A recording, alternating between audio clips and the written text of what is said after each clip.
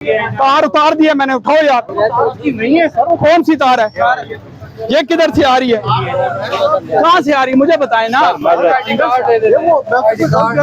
अपना कार्ड ले लो इनको, कार्ड लेके ना FIR दे दे इन पे।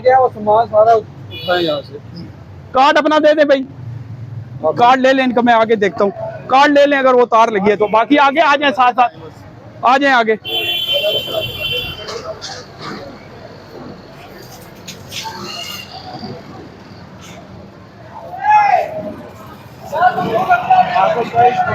कर लो,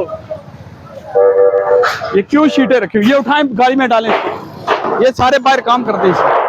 डालो इसको, लपेट के इसको डालो गाड़ी में, फोल्ड करके गाड़ी में डालें। एक मिनट भाई साहब देखें ना आगे। अब ये जो आप पोजीशन देख रहे हैं, ये इससे पहले ऐसी नहीं होती, ये यहाँ तक आते हैं ये सारे। अभी इन्होंने हमें देख के उठाया है जो सामान, ये देखें, ये शटर गेट है, ये यहाँ से यहाँ तक आते हैं ये काम, हालांकि ये गलत है। इसको आपको भी बता रहे हैं कि आप अपना सामान शटर गेट के अंदर रखें। दोबारा हुआ इधर तो बिल्कुल भी माफी नहीं होगी।